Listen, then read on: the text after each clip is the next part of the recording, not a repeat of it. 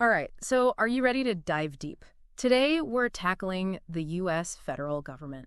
A fascinating system, really. It is, and it's more fascinating than people realize, right? Yeah. I think we're going to skip the boring textbook stuff this time. Yeah. We've got some great excerpts, though, from Wikipedia and even Wow. the White House website itself. Nice. So we're going to pull out all the juicy bits. Sounds good. We'll be exploring the three branches of government, of course, legislative, executive, and judicial. Of course. And trust me, there are some seriously intriguing details we'll be uncovering. I bet. Did you know What? the District of Columbia has had a non-voting congressional representative since 1961? No, I didn't know that. Yeah. Imagine being elected to Congress but not having a vote. Wild. We'll unravel those unique roles and also look at how voting rights in the U.S. evolved because it wasn't always as straightforward as it is today. Right, yeah. What I think is fascinating is how this system, designed centuries ago, still functions. In a world that's like totally unrecognizable from the one the founding fathers knew, Yeah. it speaks to their foresight, but also kind of highlights the constant need for interpretation and adaptation, Absolutely. It's like they built a framework but left room for us to kind of figure out the finer points as we go. Yeah, definitely. Okay, let's dive into the first branch. The legislative branch, Congress. Right. It's where all the laws of the land are forged. Congress is designed to represent both the people and the states. Okay. And that's where its bicameral structure comes in. It has two chambers, the House of Representatives and the Senate. Okay. Think of it like this grand balancing act. So it's like a two-player game, but with like 535 players. Uh-huh. And everyone's supposed to be on the same team, like theoretically. Right. But we know how that usually goes. Gridlock City, right. Yeah. Yeah. Well, that's where this concept of compromise comes into play. Uh-huh. Or doesn't, as is often the case. Hmm. Now, the House is all about population. 435 voting representatives, each elected from a district within their state. Got it. More people equals more districts, meaning a state's influence in the House directly reflects its population size. Star to the people, right. But what about those non-voting delegates we mentioned earlier? What's the deal with that? Ah, yes. Those delegates represent the District of Columbia and U.S. territories. Mhm. They can participate in debates and committees, but don't get a final vote on bills. Mm. It raises ongoing questions about representation and voting rights for these areas. Imagine the frustration of representing your constituents, but not having a direct say in the final outcome. Yeah, that's got to be tough. Yeah. Now the Senate, it feels almost like the opposite, right? Exactly. Every state, Right. regardless of population, gets two senators. Okay. So California, with its nearly 40 million people, has the same Senate representation as Wyoming, Wow. with less than 600,000. Yeah. This system ensures smaller states have a voice in federal decision-making, Right. preventing them from being overshadowed by larger states. So the Senate is more about keeping things balanced between states, while the House reflects the actual number of people. Precisely. And that inherent tension, that balancing act, is baked right into the system. Now imagine you've got this brilliant idea for a new law. Okay. To actually make it happen, it has to be approved by both the House and the Senate. Oh, wow. It's like a recipe. You need all the right ingredients in the right proportions Right. for the dish to turn out as intended. I like that analogy. Yeah. But then it goes to the president's desk, right? Right. And they can be like, nope, hard pass. I'm not signing that. Uh-huh, exactly. That's the power of the presidential veto. Right. The president can reject legislation passed by Congress. Okay. Of course, Congress can try to override that veto with a 2/3 majority vote in both chambers. Oh, wow. That's a high bar to clear. Talk about high stakes. And Yeah. what about this impeachment power I keep hearing about? What exactly does that entail? Well, think of it as a safety valve for serious wrongdoing. Congress has the ability to remove the president, federal judges, or other federal officers from office for treason, bribery, or other high crimes and misdemeanors. Oh, okay. The House of Representatives acts like a grand jury, deciding whether to bring charges. If they vote to impeach, the Senate then holds a trial, ultimately voting on whether to remove the official from office. Whoa. It's like a political courtroom drama unfolding. It is. Have many presidents actually been impeached? Only 3 so far. Andrew Johnson, Bill Clinton, and Donald Trump. Okay. Twice. Twice. Wow. but none were removed from office by the Senate. It's amazing to think the Founding Fathers planned for things like that. Right. Like they were anticipating potential power struggles centuries down the line. Checks and balances in action. So we've got hundreds of representatives and senators milling about. How do they actually get anything done? Are they just constantly debating on the floor of Congress? Not quite, though it might feel that way sometimes. Yeah. To function efficiently, they organize themselves into committees, focused on specific areas like foreign affairs, budget, healthcare, you name it. These committees do the real legwork, researching issues, drafting bills, and holding hearings. So it's like dividing a giant project into smaller, more manageable tasks. Exactly. Okay. Each group tackles a specific piece of the puzzle. Got it. And each committee has a chairperson, the team captain, if you will, who guides the process. Okay. It's a way to streamline the legislative work, at least in theory. Okay, that makes sense. But here's what boggles my mind. The Constitution was written centuries ago, so how does Congress handle modern-day issues like regulating the internet? Did the Founding Fathers have a crystal ball hidden somewhere? That's where the necessary and proper clause comes in. Okay. This clause gives Congress the power to make laws needed to carry out its other powers, even if those specific powers aren't explicitly listed in the Constitution. It's essentially an acknowledgement that the world will change, and Congress needs the flexibility to adapt. So it's like a catch-all clause for modern problems. You could say that. Of course, it's been the subject of endless debate and interpretation over the years. Oh, like that. How much power does Congress really have? Where do the limits lie? These questions are constantly being debated in courtrooms and by legal scholars. It's like a constant tug of war between Congress trying to do what it thinks is necessary and the courts trying to keep them in check. Exactly. And remember, those courts are part of the judicial branch. Right. Which is a whole other deep dive waiting to happen. A whole other can of worms. But before we head over to the courtroom, let's shift gears and talk about the executive branch, the president, and the power they wield. Okay, I'm ready. The U.S. president, a global figure, a household name. Let's unpack the realities of this powerful position. The U.S. president wears many hats. They are the head of state, the head of government, and the commander-in-chief of the armed forces. Okay. Each role with its own set of responsibilities and challenges. Okay, let's break this down. What does it actually mean to be the head of state? Imagine the president as the face of America to the rest of the world. They represent the country on the global stage, meeting with foreign leaders, attending ceremonies, and essentially embodying the nation's values and ideals. It's a pretty high-profile gig. I mean, everyone knows who the U.S. president is. Absolutely. And as head of government, their focus shifts to running the country internally. Okay. They're responsible for implementing laws passed by Congress, managing the vast federal bureaucracy, and basically ensuring the government runs smoothly. Got it. Yeah. And then there's the commander-in-chief role. Now that's got to be a heavy responsibility. Indeed. The president holds ultimate authority over the U.S. military. Wow. Though, thankfully, there are checks and balances on this power. Okay.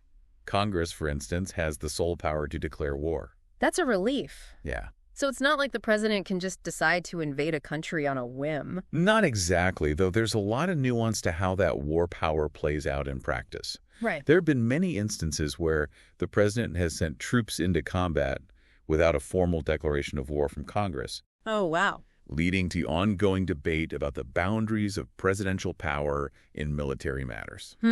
Definitely a topic for a future deep dive. Yeah. So with all these responsibilities, the president can't possibly handle everything alone, right? You bet. That's where the cabinet comes in. It's made up of the heads of 15 executive departments. State, Treasury, Defense, Justice, the big players. Okay, I've heard of those, but what do they actually do on a day-to-day basis? Yeah, they oversee vast areas of government responsibility. Okay. The Secretary of State, for example, is the president's right hand in matters of foreign policy and diplomacy. Got it. The Secretary of the Treasury manages the nation's finances, keeping the economic engine running. The Secretary of Defense leads the military, ensuring the country's security. Each department is a world unto itself, with a complex web of responsibilities and challenges. Imagine being a fly on the wall in those cabinet meetings. Oh, yeah. Talk about high-stakes decision-making, but what about the executive office of the president? Yeah. I've heard that term thrown around, but what is it exactly? Think of it as the president's inner circle. Okay. The closest advisors and staff who form the nerve center of the White House. Got it. The executive office includes groups like the National Security Council, Okay. which plays a critical role in advising the president on national security and foreign policy matters. National Security Council, that sounds intense. Like straight out of a spy thriller. Haha, it can be. They're dealing with potential threats to the country, navigating international crises, sifting through top-secret intelligence. It's a high-pressure environment with far-reaching consequences. I bet.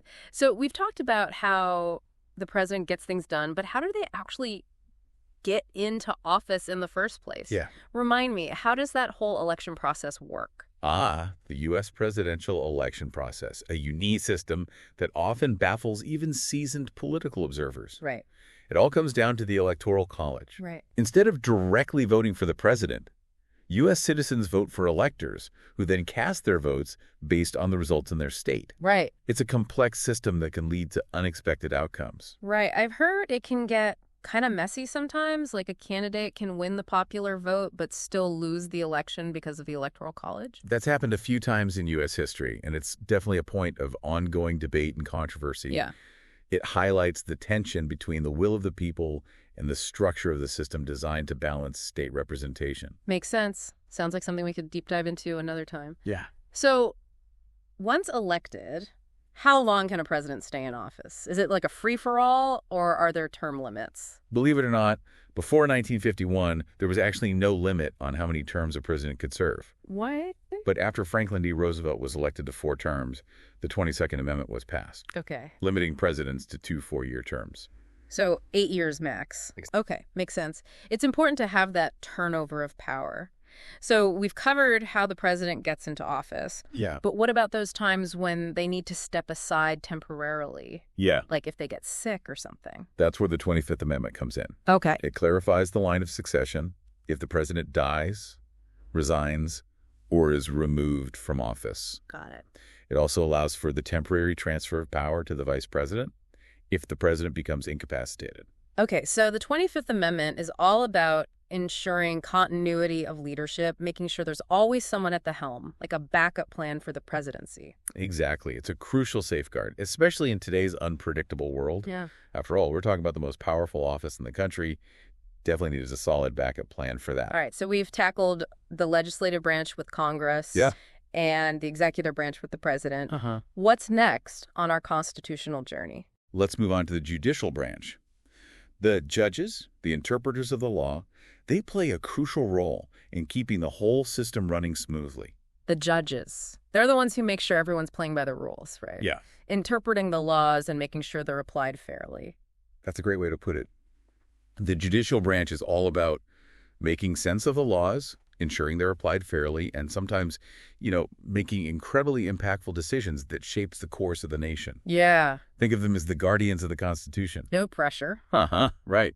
But seriously, those decisions have a massive impact on American society. They do. I mean, landmark cases like Brown v. Board of Education, which desegregated schools, Yeah. they can literally change the course of history. Exactly. They can overturn laws, establish new precedents, and clarify constitutional rights. Their impact is undeniable. Talk about power. But is the Supreme Court the only federal court? Well, I have a feeling it's just the tip of the iceberg. you're absolutely right. Below the Supreme Court sit the courts of appeals, Mm-hmm. and below them are the district courts. It's a hierarchical system, with each level playing a specific role in the administration of justice. So it's like a pyramid structure with the Supreme Court at the top and a whole network of courts below. Exactly.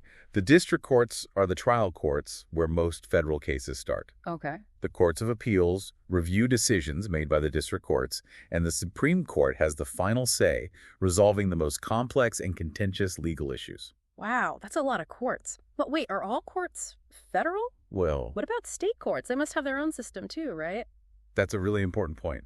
The U.S. has parallel court systems. What? Federal courts handle federal law, while state courts handle state law. Okay. It can get complicated because sometimes a case can involve both federal and state law, Oh, wow. which raises questions about which court has jurisdiction. So it's like two separate legal universes operating side by side? You could say that, Wow. and it definitely can create some tricky situations. Think about a case where a state law clashes with federal law. Okay. Which court gets the final say? Right. That's a question that's been debated for centuries. I bet. So the judicial branch is about interpreting laws, resolving disputes, and Well, keeping the other branches in check. Exactly. But what about the people who make up this branch? That's a key point. Federal judges, including those on the Supreme Court, are appointed for life. For life. This is meant to ensure their independence, allowing them to make decisions based on the law, not on political pressure. That's a powerful position to be entrusted with interpreting the Constitution and shaping the legal landscape. That's an incredible responsibility. It is, and those decisions can have lasting effects on the country for generations to come. Right. They shape the very fabric of American society, impacting everything from individual rights to the balance of power between government and citizens. Okay, I'm starting to get a sense of just how interconnected all these branches are. It is, yeah. We've covered the legislature, the executive, the judicial, Right. but it feels like there's more to the story, right? Right. Like, how do elections actually work? Where does all the money for these programs come from? And who are all the people working behind the scenes to keep the government running? You're right, there's a lot more to explore. For example, the evolution of voting rights in the U.S. is a fascinating story in itself. In the early days, only white men who owned property could vote. Imagine that. Wow. It wasn't until the 15th Amendment in 1870 that African-American men were guaranteed the right to vote. Okay. And women didn't get the right to vote nationwide until the 19th Amendment in 1920. Wow. It's amazing how much has changed. It is, yeah. It makes you appreciate the struggles people went through to secure those fundamental rights. Absolutely. And even today, there are ongoing debates about voting access and election integrity. Right? It's a constant evolution, a reminder that democracy is an ongoing process, not a finished product. Speaking of ongoing processes, what about the federal budget? I've heard it's ridiculously complicated. It is. The U.S. federal budget is literally trillions of dollars, Oh, wow. allocated across countless programs and agencies. Yeah. Trying to understand where all that money goes, Yeah, it can make your head spin. I can only imagine. And what about the people who actually work for the government? Yeah. It must be a massive workforce. You're right. Millions of federal employees work in all sorts of roles you might not even imagine. From park rangers to scientists to intelligence analysts. There's a whole world of government jobs out there, each contributing in its own way to the functioning of the country. It's like a hidden city within the government. It is. A whole workforce dedicated to keeping the gears turning and the systems running. And understanding how those agencies function and how those employees do their jobs Right. is crucial to understanding how the government operates as a whole. Mm. It's about seeing the people behind the policies, the human element that drives the machinery of government. This has been fascinating so far. It's given me a much clearer picture of how the federal government works. Good. But I'm curious, what about the states? Don't they have their own powers and responsibilities too? That's an excellent point. Remember, the U.S. system is all about balancing federal power with that of individual states. Right. That tension is built into the very fabric of the Constitution. Mm. It's like a delicate dance, constantly adjusting and adapting to the needs of the nation. Okay, I'm ready for another deep dive. Tell me about this balancing act between the federal government and the states. Well, the 10th Amendment to the Constitution is key here. Okay. It says that any powers not specifically given to the federal government are reserved for the states or the people. Okay. It's about drawing boundaries, ensuring that power isn't concentrated solely at the federal level. So it's like setting boundaries, making sure the federal government doesn't overstep, Yeah, and the states retain their autonomy. exactly. It's the foundation of what we call federalism. And it has a huge impact on your daily life because state laws often dictate things like education, driving regulations, and even property rights. Hmm. It's a reminder that government is more than just what happens in Washington, D.C. Right. It's happening right in your backyard, too. It's like two layers of government. The federal level dealing with big picture stuff like national defense and foreign policy, and the states handling things closer to home. That's a good way to think about it. Each state has its own constitution, Okay. its own legislature, and its own court system. Right. They function like mini versions of the federal government, but with a focus on their own state-specific issues. So are state governments basically the same as the federal government, just on a smaller scale? Like, do they have a mini president running things? Well, they're structured similarly, with 3 branches, Right. but there are definitely differences. Okay. For instance, the head of each state's executive branch is the governor, not the president. So it's like a mini president, but for just one state. Exactly. And just like the president has a cabinet, Ah. governors have their own team of advisors and department heads. It's amazing to think about how many different layers of government are operating at the same time in the U.S. It is, yeah. But what about local government? Yeah. Like, cities and towns, where do they fit into this multi-layered system? Local governments are generally considered subdivisions of states, Okay. responsible for things like zoning, parks and recreation, and local law enforcement. Hmm. Think of it as the level of government closest to your everyday life, the one you interact with most directly. So if I have a problem with a pothole in my street, I should call my local government, not the president. Uh-huh. Probably a better bet, Yeah. though I wouldn't recommend calling the president about any potholes. Noted. State and local government stuff is really interesting. That is. But didn't you mention something about tribal governments? Yeah. Where do they fit into this complex web of federal and state authority? You're right. It's an important piece of the puzzle. Yeah. American Indian tribes have a unique status within the U.S. system. They're recognized as sovereign nations with their own governments, laws, and courts. Wow. So it's like a government within a government within a government? My head is spinning. Uh-huh. You can say that? Huh. It gets pretty complex. Yeah. Tribal governments have a government-to-government relationship with the federal government, Uh-huh. and in some cases with states as well. Hmm. It's a whole area of law and policy unto itself, reflecting the complex history and ongoing relationship between tribal nations and the U.S. government. I'm starting to realize how much I don't know about how the U.S. government works.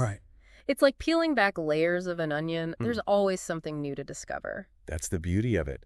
It's a system that's constantly evolving, Yeah. shaped by court decisions, political shifts, and the will of the people. Right. It's messy and complex, but it's also incredibly fascinating. And important to understand, it's like, how can you be an informed citizen if you don't even know how the government works? Exactly. Knowledge is power, Oh, yeah. especially when it comes to understanding the system that governs your life. This has been an incredible deep dive so far, Yeah, but it feels like we've only just scratched the surface. there's so much more to explore. But for now, let's pause here and reflect on what we've learned. Great idea. We'll be right back with even more insights into the U.S. federal government. Don't go anywhere. Sounds good. Welcome back. We've covered a lot of ground, exploring the intricate workings of the U.S. federal government. It is a lot to take in. But before we venture further, I think it's worth pausing Yeah. and highlighting some of the key takeaways. I agree. It's easy to get lost in the details, but there are a few fundamental concepts that really showcase the brilliance and the inherent challenges of this system. Okay, I'm all ears. What stands out to you as the most crucial insight so far? What's the big aha moment for our listeners? For me, it's the concept of checks and balances. Okay. The Founding Fathers were deeply concerned about concentrated power, so they designed a system where each branch of government can limit the power of the others. Think of it like a game of rock, paper, scissors, where each element keeps the others in check. Right. No one branch can get too powerful because the others can push back, Right. creating a sort of equilibrium. It's like they were trying to craft a recipe for political stability, Yes. anticipating potential power grabs centuries down the line. Precisely. It's all about preventing tyranny and ensuring that power is distributed Right. and accountable. It's a system designed to protect individual liberties Yes. by preventing any one person or entity Right. from accumulating too much control. Exactly. Okay, so checks and balances. Got it. Yeah. What else is essential for understanding the framework of the U.S. government? The concept of federalism is equally crucial. Okay. It's that delicate dance between the federal government and the states, Right. that division of power that defines the very essence of the U.S. system. Right. It's that two-layer cake we were talking about earlier. Exactly. But why is this balancing act so important? What does it actually mean for how the country functions? Well, it serves two crucial purposes. Okay. First, it prevents the federal government from becoming too powerful, Okay. ensuring that states retain a degree of autonomy. Got it. And second, it allows states to tailor their laws and policies to their specific needs and preferences. Okay. A one-size-fits-all approach just wouldn't work Right. for a country as diverse as the United States. So it's about striking that sweet spot between national unity and local control. Yes. A recognition that different states have different priorities and Yeah. challenges. Exactly. Of course, it's not always a harmonious relationship. Right. Throughout U.S. history, there have been countless conflicts and legal battles over the balance of power between the federal government and the states. Right. It's a constant negotiation, an ongoing dialogue about who gets to decide what. Right. Like the Civil War, which was ultimately a tragic clash Yes. between states' rights and federal authority. Right. A stark reminder of the tensions that can arise Definitely. when this balance is disrupted. A sobering example indeed. Yeah.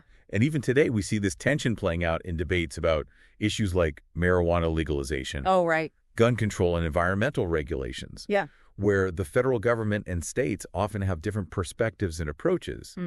It's a dynamic that continues to shape the political landscape. It's like a constant tug of war, figuring out who gets to call the shots on which issues. Yeah. A constant process of negotiation and compromise. You could say that. And it's a negotiation that's constantly evolving as new issues emerge and the balance of power shifts. It's a testament to the flexibility and adaptability of the U.S. system. Oh, okay, so we've got checks and balances, Right. end of federalism, two foundational pillars of the U.S. system. Yes. What else is crucial for understanding how this intricate machine actually works? The role of the judiciary cannot be overstated. Okay. The courts, especially the Supreme Court, Yeah. play a vital role in interpreting the Constitution and settling disputes, not only between individuals, but also between branches of government.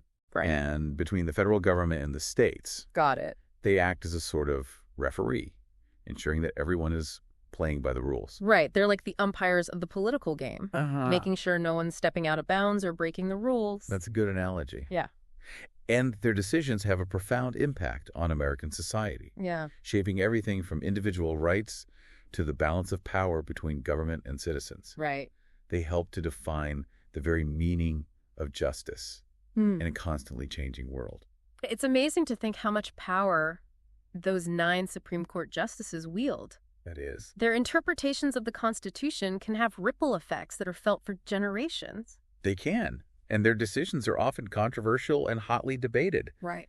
But that's the nature of a system that relies on judicial review to resolve fundamental questions about law and governance. Right. It's a process that acknowledges the complexity of these issues Yeah. and the need for thoughtful interpretation. Okay, I'm starting to see the bigger picture here. Good. We've got a system designed to prevent tyranny, Right? balance power, Yeah. and adapt to changing times.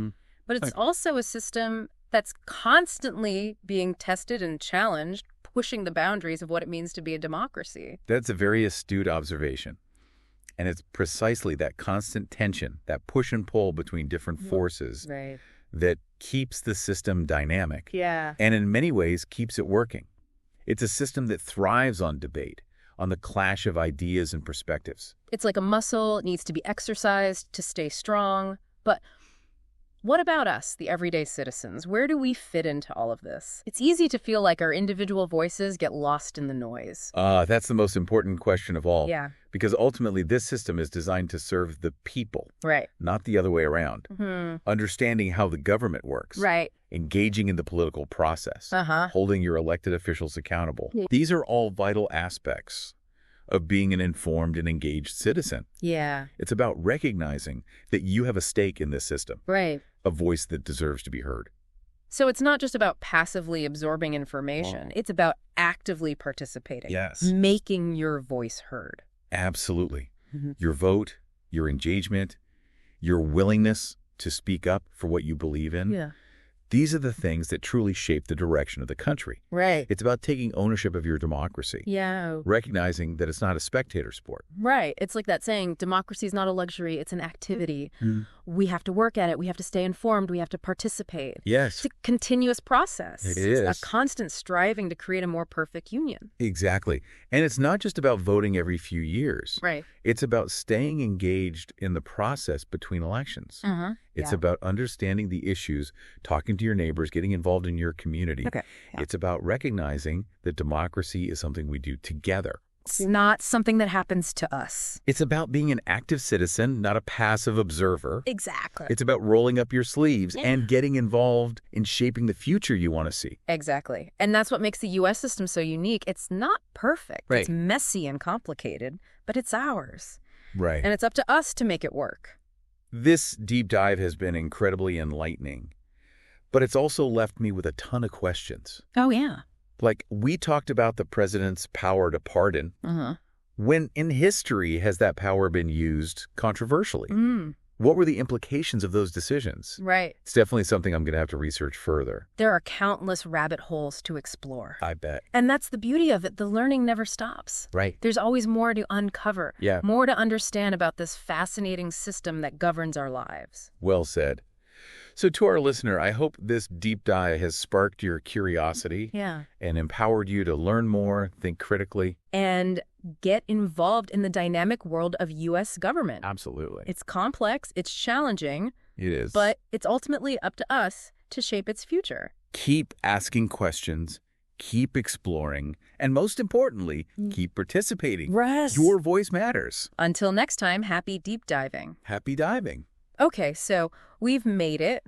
We journeyed through the halls of Congress. We've explored the powers of the president. Yeah. We even peeked behind the curtain of the judicial branch. A lot of ground covered. But as we wrap up this deep dive into the U.S. federal government, Yeah. I can't help but feel a sense of awe at the sheer complexity of this system. It really is remarkable. It's a testament to the ingenuity of the Founding Fathers. Oh, absolutely. But also a reflection of the ever-evolving Yeah. nature of democracy. Right. It's a system that's constantly being tested, challenged, and reshaped by, the forces of history, societal change, and the will of the people. And it's that last part, the will of the people, that I kind of want to focus on as we bring this exploration to a close. Right. Because ultimately, this system isn't some abstract concept.